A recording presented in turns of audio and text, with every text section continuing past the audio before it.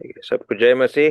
जय मसीह जी। मैं प्रभु को धन्यवाद देता हूँ। यहाँ ये जगह का नाम है मेराल। मेराल। मेराल मारानाथा डिसाइपल्स ट्रेनिंग में, और ये मारानाथा क्रिश्चियन असेंबली में आज मैं आया हूँ। मैं प्रभु को धन्यवाद देता हूँ।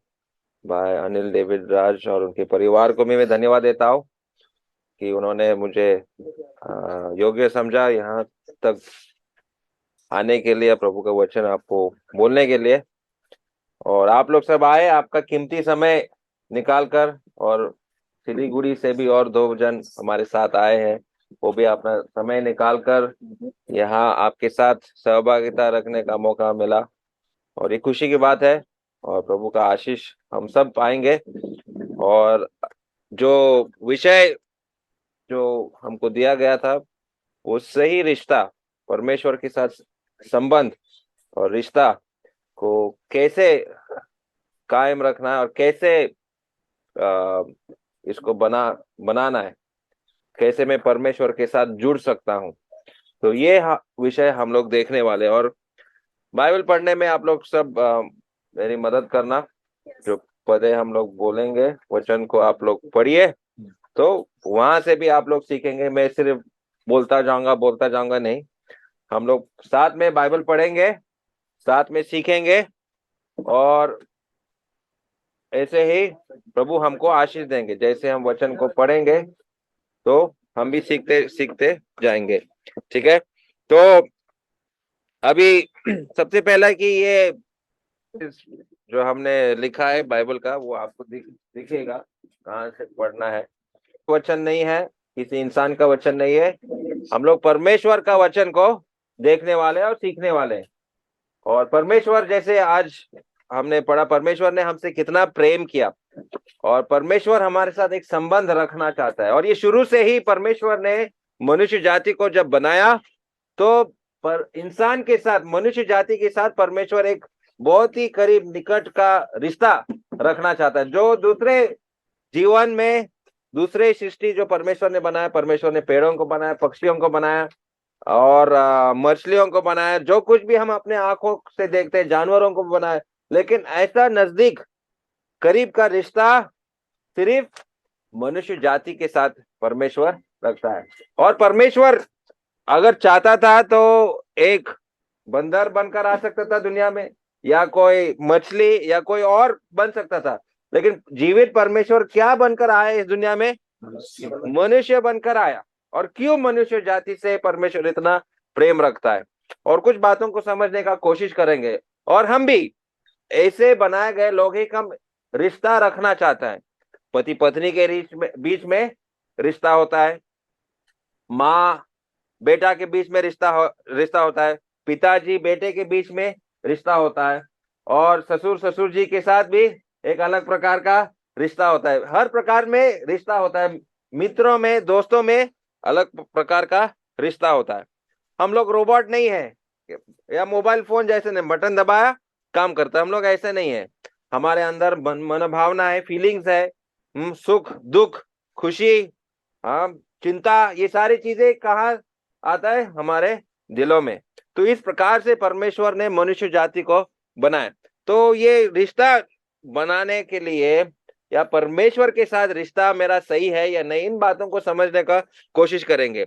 और हमारा रिश्ता क्या हो गया ये परमेश्वर के साथ?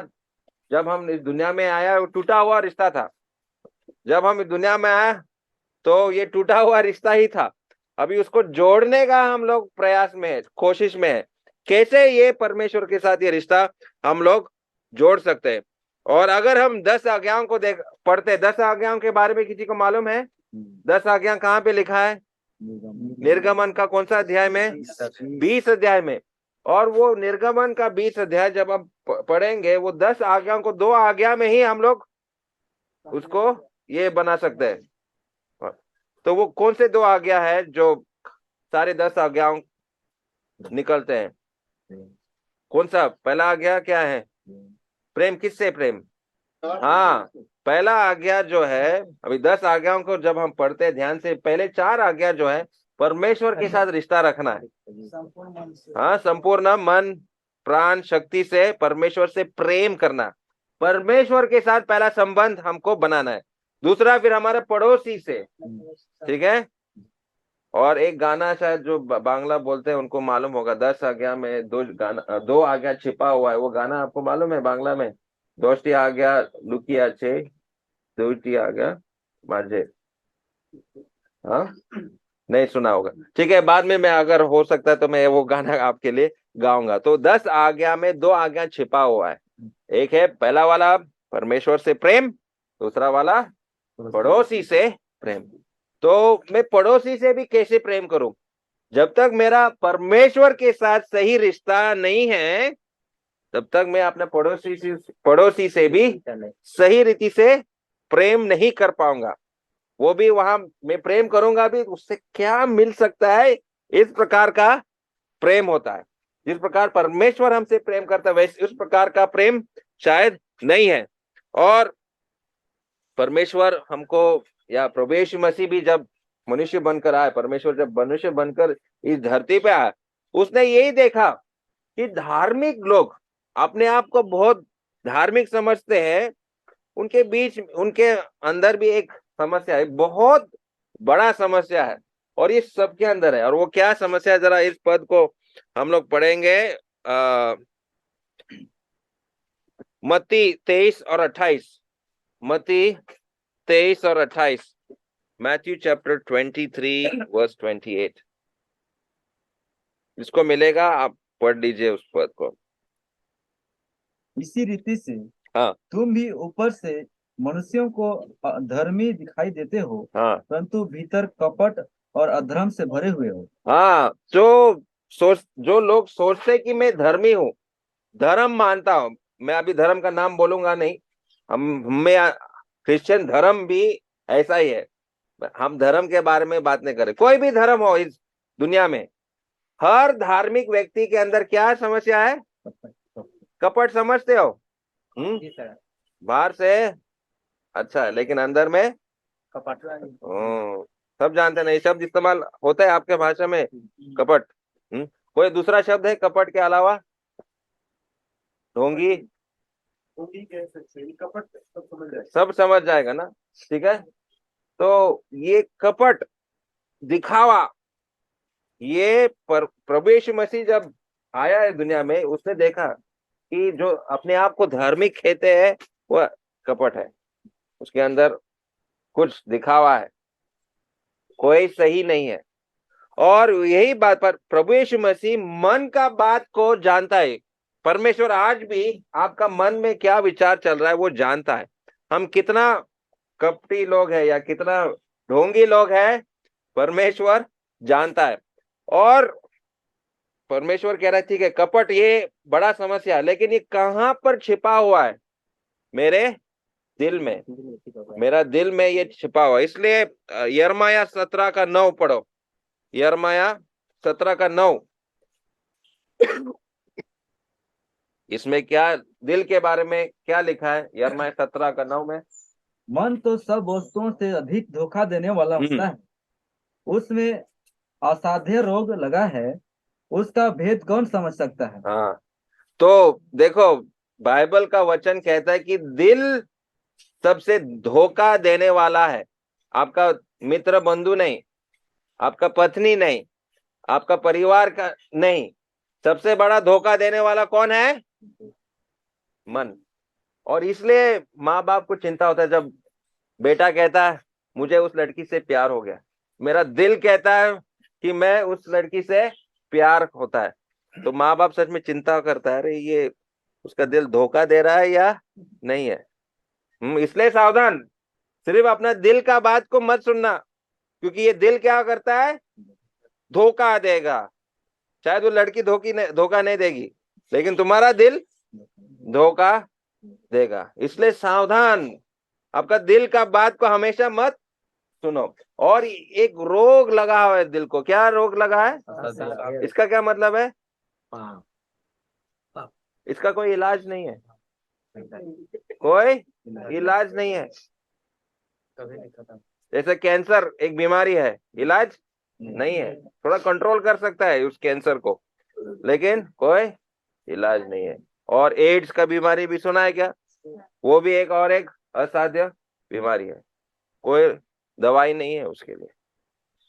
और ऐसा बीमारी हमारे दिलों को हुआ है, सबका, मेरा आपका। तो इसको अभी कंट्रोल में कैसे करेंगे? दिल धोखा दे रहा है, मन कपट है, और क्या है समस्या हमारा दिलों का? अवस्था को जरा देखो।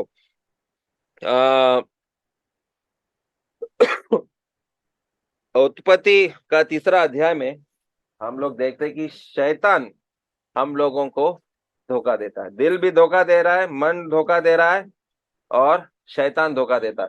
कैसा? आप उत्पत्ति का 3 अध्याय आप लोगों ने पढ़ा ना, देखा है? तो वहां क्या घटना हुआ, किसी को मालूम है, याद है? अभी पूरा अध्याय को हम लोग पढ़ नहीं सकते, लेकिन क्या घटना हुआ उत्पत्ति का 3 अध्याय में? आदम, बोलो। आदम और हवा क्या हुआ? फल खा लिया, लेकिन कैसे? हाँ, शैतान उनको धोखा दिया, शैतान उनको धोखा दिया। तो देखो, चारों ओर से धोखा खा रहे हैं हम लोग। अंदर में दिल, मन धोखा दे रहा है, शैतान धोखा दे रहा है। और ऐसे समाज में भी कभी कभी हम लोग पैदा होता है या जन्म लेता है, जिस समाज में बुरे चीज हमको सिखाया जाता है, और समाज के अनुसार, समाज की नजर में शायद वो अच्छा है, ठीक है, लेकिन परमेश्वर के नजर में वो चीज शायद गलत है। तो चारों ओर से हम लोग धोखा ही धोखा खा रहा है।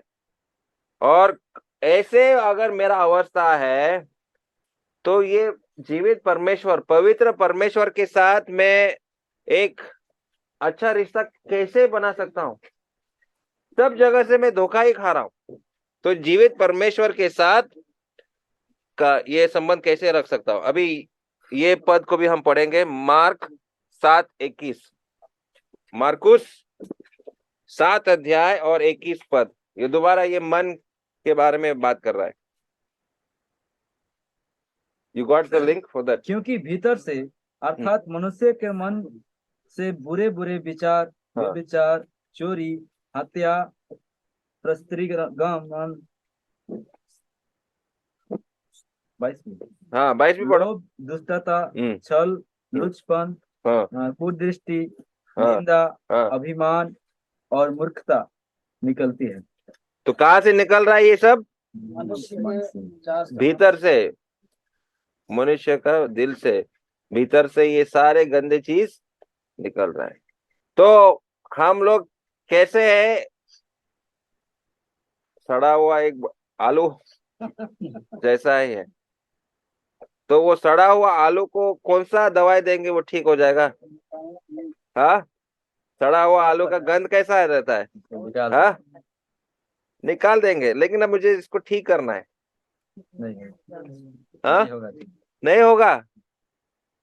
तो वही बात भाई सुबह बता रहे थे हम लोगों को, हम वो सड़ा हुआ आलू की तरह है, गंध मारता है, लेकिन परमेश्वर हमसे प्रेम किया, हमको फेंका नहीं, आग में फेंकने का लायक है, कुछ काम का नहीं है, जलने दो। ये हमारा अवस्था है। और ये बात हमको समझना जरूरी कि मेरा अवस्था क्या है। अगर मैं सोचता रहूंगा मैं एक धर्मी हूँ, मैं अच्छा व्यक्ति हूँ, मैं सुंदर हूँ, मैं अमीर हूँ, मेरे अंदर बहुत अच्छा कला है, मैं बहुत पैसे कमा सकता हूँ, ऐसे अगर अच्छे अच्छे बातें हम लोग सोचते रहेंगे, परमेश्वर कुछ नहीं कर सकता है। तो परमेश्वर के साथ हम संबंध कैसे बनाएंगे या क्या कर सकते हैं? तो जैसे हमने बोला, सबसे बड़ा रुकावट परमेश्वर के के पास आने के लिए घमंड है। क्या मेरे अंदर घमंड है, छिपा हुआ है? 2 तिमोथी 3:1 से 5 हम पढ़ेंगे, जोर से कोई पढ़ेगा? दूसरा तिमोथी 3 अध्याय, ठीक है, पहला ही पद, पहला 2 पदों को ही पढ़ेंगे, 5 तक पढ़ने का जरूरत नहीं। पर यह स्मरण रख कि अंतिम दिनों में कठिन समय आएंगे। हाँ, क्योंकि मनुष्य स्वार्थी, लोभी, डिगमार, अभिमानी, निंदक, माता पिता की आज्ञा टालने वाले, कीर्तधन, अपवित्र, दया रहित, क्षमा रहित, दोष लगाने वाले, संयमी, कठोर, भले के बैरी, विश्वासघाती, ढीठ, घमंडी और परमेश्वर के नई वरन सुख विलास ही के चाहने वाले होंगे। देखो, ये जो भी हमने पढ़ा है ये स्वार्थीपना है। सिर्फ मेरे लिए मैं जी रहा हूं, किसी और के लिए नहीं। जो कुछ भी मैं कर रहा हूं ये मेरे लिए है, और ये घमंड के वजह से हम लोग ऐसे कर रहा है। और इस दुनिया का सबसे पहला पाप कौन सा है मालूम है? कौन सा पहला पाप है? कब हुआ घमंड? आदम के समय घमंड आ गया। उससे भी पहले किसी ने घमंड ही किया। लूसीफर। बिल्कुल सही है। कहाँ पर ये लूसीफर ने ये घमंड किया? हमसे बड़ा स्वर्ग कोई में। नहीं है। हाँ, और लूसीफर क्या चाहा मालूम है? क्या करने का इरादा किया मन? हम हड़प ले। हाँ, परमेश्वर का सिंहासन पे मैं बैठ जाऊंगा। अभी यह झारखंड का मुख्यमंत्री कौन है? हाँ, तो भाई सोचेगा, अभी मैं उदाहरण के लिए, ये भाई सोचेगा अरे उसको कुछ नहीं आता है, हाँ झारखंड को मैं चला सकता हूँ। हम हमेशा गाली देते रहे, क्या मुख्यमंत्री है, मैं चला के देता हूँ, इस राज्य को मैं चलाऊंगा, मैं उसका कुर्सी पे जाके बैठ जाऊं, होगा? हम अपने आप को इतना महान, फिर हम अपना देश का प्रधानमंत्री को भी गाली देते हैं, अरे क्या एक ऐसा आदमी है, ठीक से देश को चलाना नहीं आता है, मैं जाके बैठूंगा भारत देश को। अरे घर को तो पहले चलाओ, क्या बोल रहे हैं आप भारत देश को चलाएंगे? तो ये इस प्रकार का सोच हमारे अंदर है, मेरे अंदर है, हम सबके अंदर है। और ये पहला पाप शैतान ने किया, और वही पाप उसने आदम और हवा को भी सिखाया, अरे तुम भी परमेश्वर बनोगे, इस फल को तुम खाओगे, आँख खुल जाएगा, आँख खुल जाएंगे, ज्ञान, बहुत ज्ञान प्राप्त हो जाएगा, आप महान बन जाएंगे, आप ईश्वर बनेंगे, खा लो उसको। तो ये घमंड के वजह से, तो पहला पाप या पहला समस्या, ये दिल का अवस्था या रुकावट आ रहा है, ये घमंड है। अभी और एक बात है जो मन के अंदर जो छिपा हुआ है, अभी सबके अंदर है कि नहीं मुझे मालूम नहीं, लेकिन कभी ना कभी इस बात का समस्या हमारे जीवन में आया होगा। और इस पद को जरा पढ़िए, पहला कोरिन्थ 13:5, 1 Corinthians chapter 13 verse 5। पहला कोरिन्थ 13:5। वह अनरीति नहीं चलता, वह अपनी भलाई नहीं चाहता, झुंझलाता नहीं, बुरा नहीं मानता। ये दिल का बारे में बता रहा है कि कभी कभी हम अपने दिल में ये चीजें रख सकते हैं। क्या क्या है वहां पर? दोबारा इस पद को पढ़ो। वह अनरीति नहीं चलता, हाँ, वह अपनी भलाई नहीं चाहता, झुंझलाता नहीं, बुरा नहीं मानता। बुरा नहीं मानता।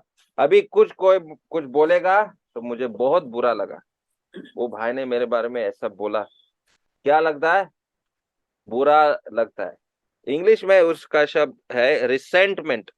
रिसेंटमेंट, और रिसेंटमेंट का मतलब दूसरा, अगर मैं डिक्शनरी खोल के थोड़ा गूगल सर्च भी किया भाई, रिसेंटमेंट और हिंदी में क्या बोलते हैं, तो नाराजगी, बिना मतलब का नाराज, या कुछ बात हमने बहुत बड़ा बनाया और उसके विषय में मैं नाराज हूं, मैं उससे बात नहीं करूंगा, है, वो मुझे मेरे बारे में ऐसा सोचता है या बोला है, तो नाराजगी मेरे अंदर बैठ गया।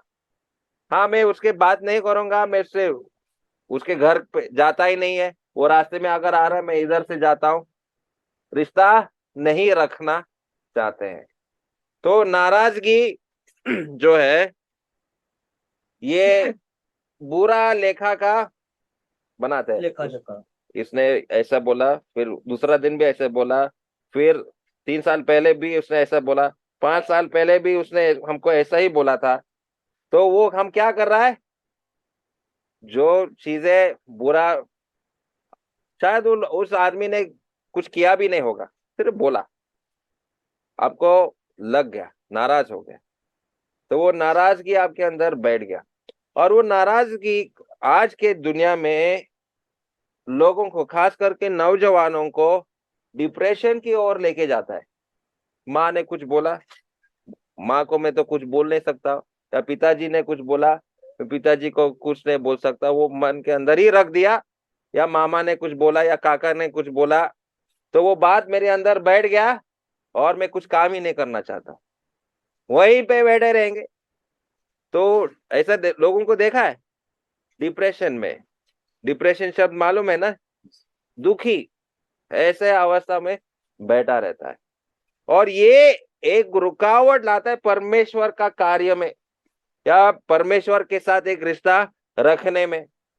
तो रिश्ता क्या हो रहा है? टूट रहा है।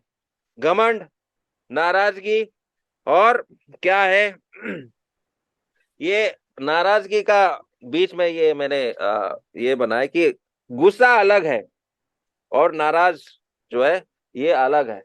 गुस्सा में हम लोग उल्टा बोलते हैं, लेकिन जब नाराज हो जाते हैं ना, बोलने का दरकार नहीं, हम ऐसे ही चुप रह जाते हैं, लेकिन उससे बात करने का इच्छा नहीं, मन के अंदर वो दबा के हम लोग रखते हैं। और क्या होता है कि जीवित परमेश्वर के साथ भी मेरा कभी कभी नाराजगी होती है, या मुझे पता ही नहीं परमेश्वर कौन है, उसके साथ रिश्ता रखने का इच्छा भी मेरे अंदर नहीं। अरे वो छोड़ो, क्या मेरा कष्ट, मेरा समस्या मैं खुद जानता हूं, कोई नहीं जानता है, मैं किसी को नहीं बोलूंगा। समस्या लेकर बड़ा बोझ हम उठाकर अपने जीवन को जी रहा है। ठीक है, अभी आगे बढ़ेंगे। और एक यशाया, ऐसा 50 का 1, यशाया 50 और 1 पद में वहां पर और एक समस्या है। तुम्हारी माता का हाँ, त्याग पत्र कहाँ है, अच्छा। जिसे मैंने उसे त्यागते समय दिया था? हम्म या मैंने किस व्यापारी के हाथ तुम्हें बेचा? यहोवा यूं कहता है, हम्म सुनो, तुम अपने ही अधर्म के कामों के कारण बिक गए, और हम्म तुम्हारी ही अपराधों के कारण तुम्हारी माता छोड़ दी गई। अच्छा, तो उस पद के अनुसार हम लोग बिके गए लोग हैं। कैसे लोग हैं? बिके गए लोग हैं। ये शब्द आप कभी बोलते हैं, अरे वो बिका हुआ आदमी है यार, इसका क्या मतलब है? भाषाभाषी में है, ये बात भाषाभाषी में है। भाषा भाषी में गुलाम है उसका। हाँ, वही गुलाम। आजकल पत्रकार भी बिके हुए हैं। हाँ, हाँ, अरे वो पत्रकार उस पार्टी का ही अच्छा अच्छा बात बोलता है, बिका हुआ पत्रकार। तो हम लोग अपने पापों के कारण क्या है? बिके गए। मुझे पाप से इतना प्यार है, या ऐसा कुछ चीज है जो परमेश्वर पसंद नहीं है, वो चीज मैं करता हूं, तो उसके लिए मैं क्या हुआ? बिक गया। पाप के लिए हम लोग बिके गए लोग हैं। तो ये हमारा समस्या है। और क्या है? कोलोसियंस चैप्टर 3 वर्स 5, कोलोसी 3 का 5। इसलिए अपने उन अंगों को मार डालो जो पृथ्वी पर है, अर्थात व्यभिचार, अधुतता, दुष्ट कामना, बुरी लालसा और लोभ को, जो मूर्ति पूजा के बराबर है। हाँ, तो लोभ मूर्ति पूजा है। अभी हम लोग कहते हैं कि अरे हम तो मूर्ति नहीं रखा हमारे घर पे, हम मूर्ति पूजा नहीं करते, लेकिन परमेश्वर का वचन कहता है उस सबसे बड़ा मूर्ति कौन सा है? लोभ। हम सब मूर्ति पूजा करने वाले लोग बन गए। ये है हमारा अवस्था। परमेश्वर के साथ अभी कैसे संबंध रखेंगे हम? ऐसे गिरे हुए लोग अगर रहेंगे, पाप में डूबे हुए, बिके गए लोग हैं, मूर्ति पूजा करने वाले लोग हैं, लोभ से प्यार है हमको, मतलब मूर्ति पूजा। तो ऐसे अगर हम लोग हैं, क्या करेंगे परमेश्वर के साथ संबंध रखने के लिए? और बोले यार मैं बपतिस्मा लूंगा, बपतिस्मा लेने से संबंध ठीक हो जाएगा, ये सारे पाप माफ हो जाएगा। अरे मैं हर रविवार चर्च जाऊंगा, ठीक हो जाएगा रिश्ता। अरे मैं ट्रैक्स बांटूंगा, मतलब प्रभु का वचन रास्ते पे खड़ा रह के बांटूंगा, रिश्ता ठीक हो जाएगा? नहीं नहीं। प्रभु यीशु मसीह के लिए मार खाऊंगा मैं, अरे मारो मुझे मारो, रिश्ता ठीक हो जाएगा? क्या करेंगे भाई?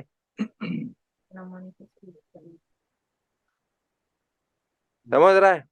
हम अपने अच्छे कर्मों से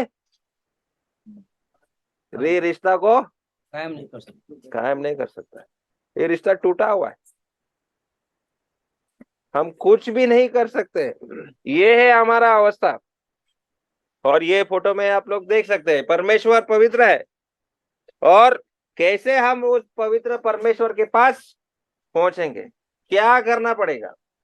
हम लोग कुछ नहीं कर सकते, परमेश्वर वो हमारे लिए करेगा। परमेश्वर उस संबंध को ठीक कर सकता है। अभी वो कैसे करेगा हम आस्ते आस्ते देखेंगे, लेकिन संबंध टूटा हुआ है ये पाप के वजह से। ये पाप क्या लेकर आया? बड़ा गड्ढा परमेश्वर के बीच और हमारा बीच में, हम वहां नहीं जा सकते। तो अभी क्या करेंगे? रिश्ता, उत्पत्ति का 3रा अध्याय में ही ये रिश्ता टूट गया। जब आदम और हवा ने परमेश्वर के विरुद्ध में परमेश्वर का आज्ञा पालन नहीं किया, तो तब से ये रिश्ता टूटा हुआ है। और मैं पाप में ही जन्म लिया, जन्म से ही मैं पापी हूं। और क्या करना पड़ेगा? देखो, आदम और हवा ने वो रिश्ता ठीक करने के लिए क्या कोशिश किया? इस फोटो में हम लोग क्या देख रहे हैं? उनका अभी रिश्ता टूट गया परमेश्वर के साथ, तो अभी यहाँ पर वो लोग वो रिश्ता को बनाने के लिए कोशिश कर रहे। क्या कोशिश किया यहाँ पर? पत्ते का, अपने पत्तों से अपने पत्ते का कपड़ा बना शरीर को कर। ढक- हाँ, पत्तों से, मतलब अपना पाप को अच्छे कर्मों से छिपाने का कोशिश कर रहा है। अभी जब उन्होंने वो फल खाया, उनको पता चला कि अरे हम नंगे हैं, हम कपड़े नहीं पहने, पवित्र परमेश्वर के सामने हम कैसे जाएंगे? पहला ये समझ उनके पास नहीं था, लेकिन जब पाप किया उनको समझ में आया कि अरे हम तो पाप किया। और ये पाप क्या दिखाता है कि हम लोग एक प्रकार का बेशरम लोग बन जाते हैं। कुछ शर्म नहीं। पाप जो है हम लोगों को परमेश्वर के सामने बेशरम कर देता है। और पत्ते उन्होंने सिलाई किया, मतलब मैं अच्छा कर्म करूंगा तो शायद परमेश्वर खुश हो जाएगा। और फिर क्या किया? उन्होंने एक दूसरे के ऊपर दोष लगाना किया। अरे उसने मुझे बोला खाने के लिए, ये स्त्री हवा बोल रही, ये सांप ने मुझे बोला खाने के लिए। फिर आदम ने बोला नहीं, ये हवा ने मुझे बोला है खाने के लिए। तो दोष अपने आप पर नहीं ले रहा है, वो दोष दूसरे के ऊपर डालना है। ये पाप मेरा नहीं, उसके है। आज मेरा समस्या क्यों ऐसा है? नहीं, मेरा समस्या ऐसा है क्योंकि उन्होंने हमको ऐसा किया। अपने आप को दोषी नहीं ठहराना चाहता है। हमारा दोष किसी और के ऊपर, किसी परिवार का सदस्य के ऊपर, या मित्र के ऊपर, या किसी बड़ा व्यक्ति के ऊपर, कोई मुख्यमंत्री के ऊपर दोष लगाता है, कोई प्रधानमंत्री के ऊपर दोष लगाता है, लेकिन हम अपने आप को दोषी नहीं ठहरेंगे। दोष हम लोग दूसरे को देना चाह रहे हैं। और ये पाप क्या करता है? हम लोगों को गुलाम बना देता है। एक बार करने से नहीं, बार बार करना पड़ेगा। एक बार सिगरेट पीने से नहीं, आपको सिगरेट कितना पीना चाहिए? मरने तक। वो सिगरेट जो है आपको जब तक पूरा हवा नहीं ले लेगा, मरने आखिरी दम तक वो सिगरेट आपके पीछे ही लगेगा। कोई भी नशापान हो, वो आपको मार के ही छोड़ देगा। ये है समस्या पाप का, आपको बांध के गुलाम बना देता है। और अगर कैन और हबेल का कहानी में भी आप लोग अगर देखते हैं, सब लोग बाइबल पढ़े, सब लोग जानते हैं, तो वहां पर उन्होंने क्या किया? कैन का पाप क्या था वहां पर? वो भी रिश्ता जो है परमेश्वर के साथ सही रिश्ता रखने का कोशिश कर रहा है। तो सही रिश्ता कैसे कर रहे थे वो लोग? पूरा मतलब ब्रेड पूरा अभी 2 भाइयों में, अभी ये हाबेल है और ये कैन है। हाँ, ये बड़ा भाई छोटा भाई का हत्या किया, ये सब हम लोग जानते हैं। लेकिन छोटा भाई ने क्या बलि लेकर आया? भेड़ का बच्चा। हाँ, तो उसको कैसे पता था कि मुझे यही बलि देना चाहिए? तो उसको पता था कि हम परमेश्वर के लिए उत्तम चीज दे जाएंगे। उत्तम चीज, तो कैन ने भी उत्तम चीज दिया। क्या परमेश्वर सिर्फ नॉन वेज खाता है क्या? वेज नहीं चलता है? लौटा दिया था, उसने छठा हुआ चीज दे रहा है। छटा हुआ चीज दे रहा है, कुड़कुड़ा दिया, और क्या? हम्म, अंदर का दिल से नहीं दिया, मन से नहीं दिया। बाइबल सिखाता है कि उसने विश्वास नहीं किया। बाइबल क्या कहता है? विश्वास नहीं था, वो कर रहा था, अच्छा भी दे रहा था, लेकिन विश्वास के साथ नहीं। अभी क्या बात पर विश्वास करना था? उनके पास बाइबल था क्या? नहीं। आज हम लोग कहते हैं इस पर विश्वास करो, परमेश्वर का वचन पर विश्वास करो। लेकिन कैन और हाबेल के पास परमेश्वर का वचन था या नहीं था? हाँ, वचन नहीं था। हाँ, वचन मतलब उसी वचन था। माँ बाप ने वचन सिखाया, परमेश्वर ने वचन दिया आदम और हवा को, आदम और हवा ने वचन सिखाया। आदम और हवा ने क्या सिखाया होगा? देखो बेटे लोग, हमने जब पाप किया ना, तो परमेश्वर ने एक बलि दिया, और हम नंगे थे, तो परमेश्वर ने हमारे लिए क्या बना के दिया? हाँ, तो बलि देना पड़ेगा। पाप का मजदूरी मृत्यु है, और जब तक लहू नहीं बहाया जाता है, पाप क्षमा नहीं होगा। तो ये आदम और हवा को पता था कि नहीं? हाँ, तो उन्होंने अपने बच्चों को सिखाया। लेकिन कैन बोला है, ये कौन सा तरीका है, भेड़े का बच्चा को मारना, खून बहाना? हम फल देंगे ना, कितना सुंदर है, ये लेते।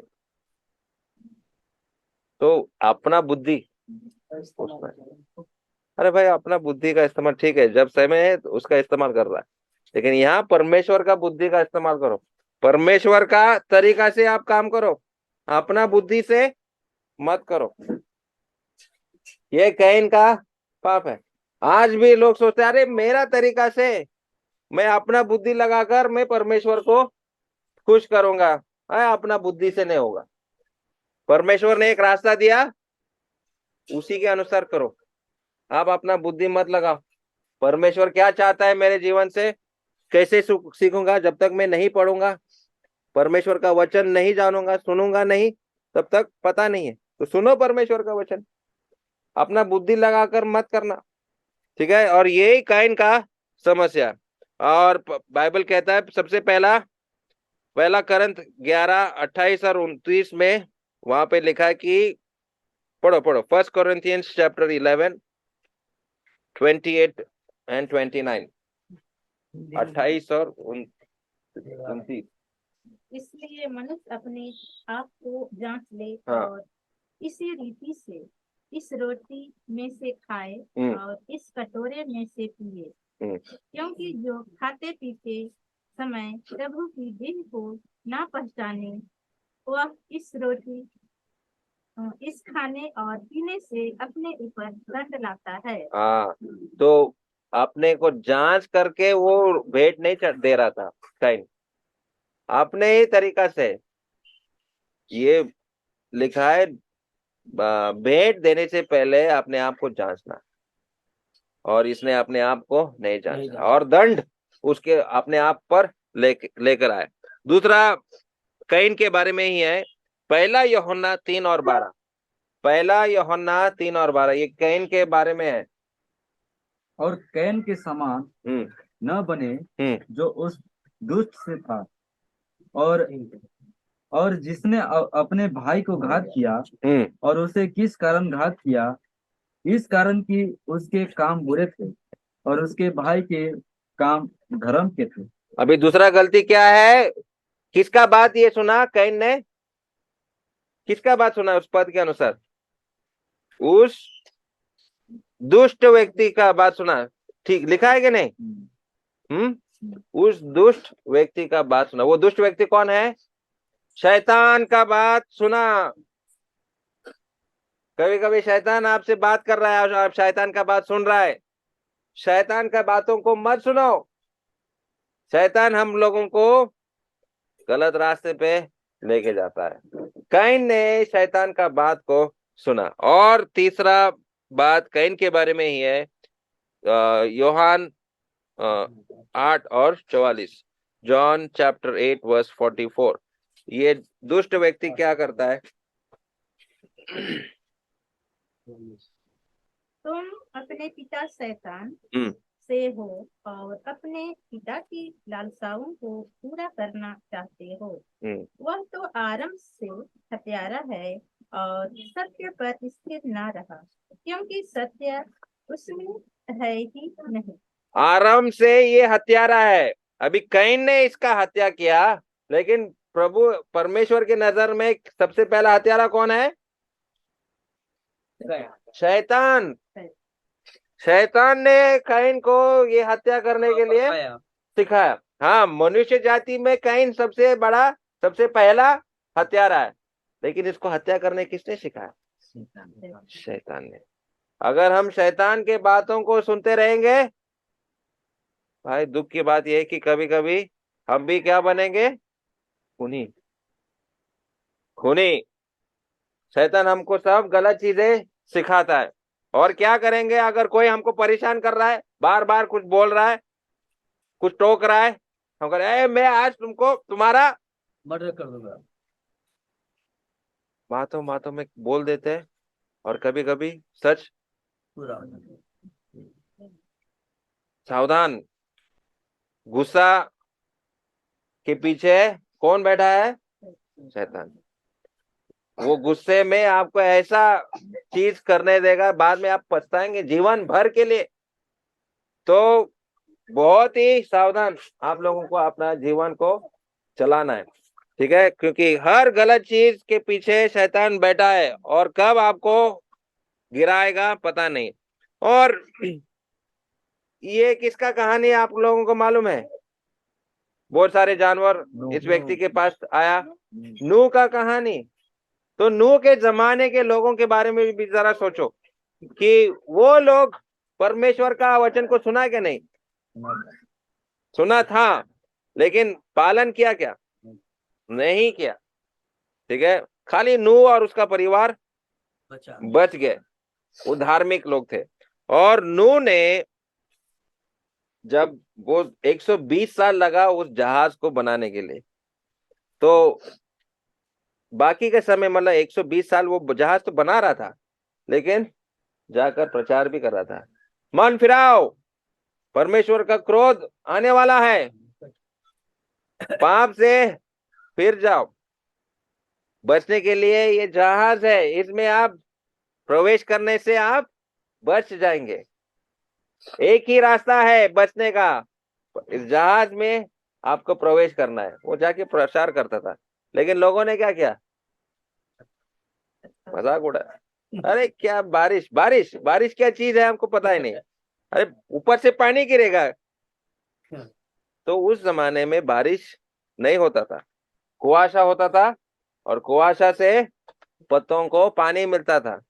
नदी तो थे, लेकिन बारिश क्या चीज है लोगों को पता नहीं था। वो बोल रहा है ऊपर से पानी आएगा, गिरेगा, मन फिराओ, लेकिन ये लोग नहीं सुना और उसका मजाक उड़ाया। और अंत में उनका क्या हुआ? सब लोग उस बाढ़ में मर गए। ठीक है, तो उस नूह का कहानी से वही मैं बताना चाह रहा था कि ये लोग परमेश्वर का वचन सुना जरूर। नूह के द्वारा उनको परमेश्वर का वचन पता था, उनके दिलों में विवेक भी है। विवेक का मतलब समझते हैं ना? ये परमेश्वर का वचन हमारे विवेक में लिखा हुआ है। कोई भी व्यक्ति नहीं बोल सकते मैंने परमेश्वर का वचन नियम कानून को मुझे मालूम नहीं है। लेकिन आप गांव में जाओ, शहर में जाओ, जंगल में भी आप जाओ, जंगल का भी अगर आदमी मिलेगा, जंगली लोगों का अगर बस्ती मिलेगा, वो लोग भी खून नहीं करते। अगर उनके बीच में भी कोई खूनी है, बोलेगा खराब किया, अच्छा नहीं किया। क्यों बोलेगा? क्योंकि उनका अंदर परमेश्वर का लिखा हुआ नियम है उनके दिलों में, उसको विवेक कहता है। तो नूह के जमाने के लोगों ने परमेश्वर का वचन को नहीं सुना, उसके ऊपर मतलब क्या बोलते हैं, दे इग्नोर्ड गॉड्स वर्ड, अनदेखा किया, इनकार किया, अनदेखा किया, इनकार किया, नहीं सुना, अरे चुप हो जाओ यार, बहुत सुन लिया, हमको मालूम है क्या करना है। इस प्रकार के वो लोग थे। फिर अगर आप इस व्यक्ति के बारे में शायद आप कम पढ़े हो या जानते हैं, निम्रोद नाम का एक व्यक्ति था। ये उत्पत्ति का 10वां अध्याय में जब आप देखेंगे उसका नाम है, उत्पत्ति 10 और 9, इस पद को जरा पढ़ो। उत्पत्ति 10 अध्याय और 9 पद। वह यहोवा की दृष्टि में हाँ, पराक्रमी शिकार खेलने वाला ठहरा। इससे यह कहावत चली है, निम्रोद के समान यहोवा की दृष्टि में पराक्रमी शिकार खेलने वाला। हाँ, निम्रोद एक पराक्रमी शिकार था, परमेश्वर के दृष्टि में ये पराक्रमी व्यक्ति बना। अभी ये नूह के बाद लोग अभी शहर बनाने लगा। और यहाँ पर अगर आपको इस फोटो में आपको दिख रहा है कि नहीं, लेकिन पीछे में बहुत बड़ा बिल्डिंग बना रहा है। हाँ। मालूम है ना, बहुत बड़ा बिल्डिंग, इतना बड़ा बिल्डिंग वो लोग बनाने का कोशिश किया कि हम लोग कहाँ पहुंचेंगे, स्वर्ग।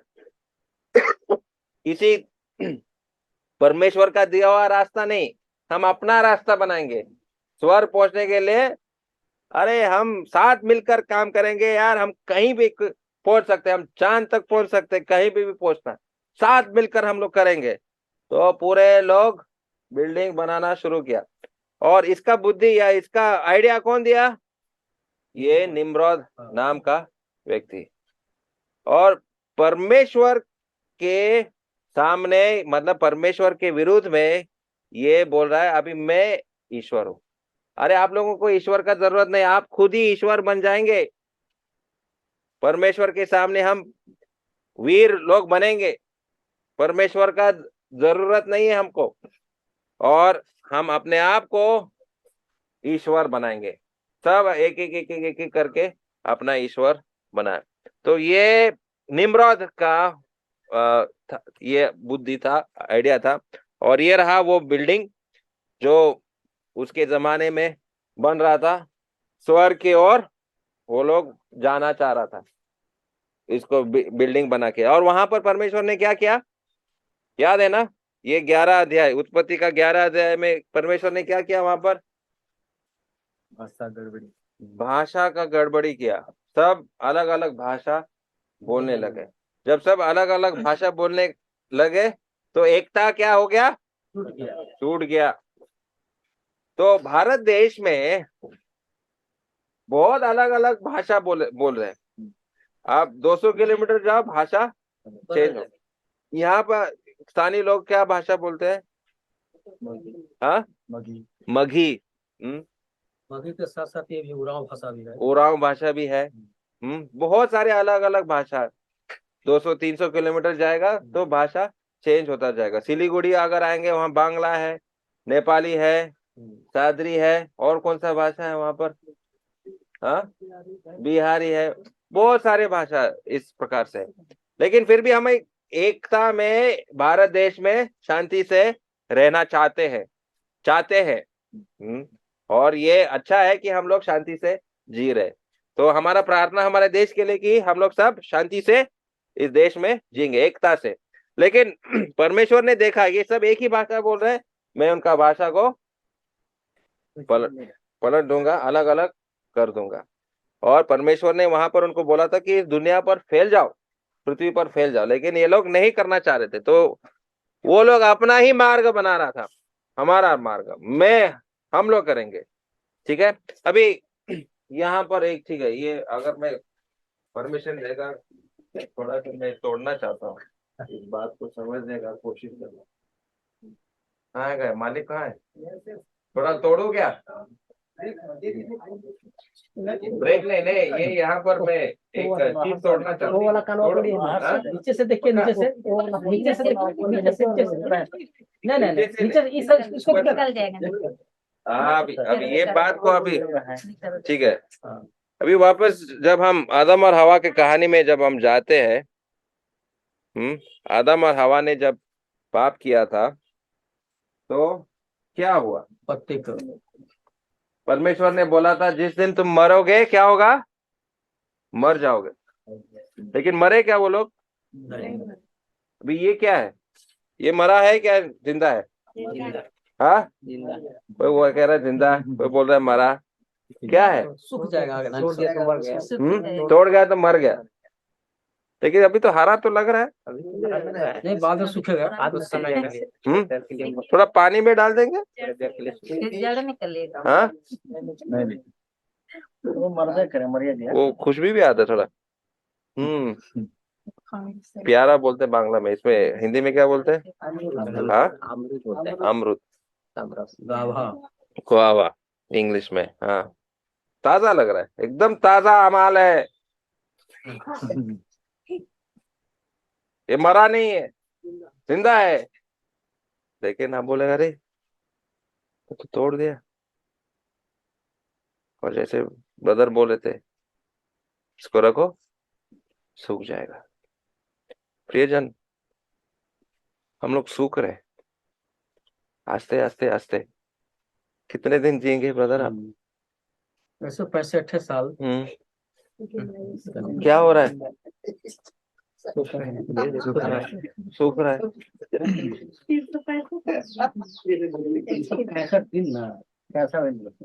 65 साल हो गया। हाँ, 365। अगर हो सकता था एक ही आदमी 365 साल जिया, कौन सा मालूम है? वो क्या कहते हैं उसको? हनोक। हाँ, हाँ, 365 साल जिया।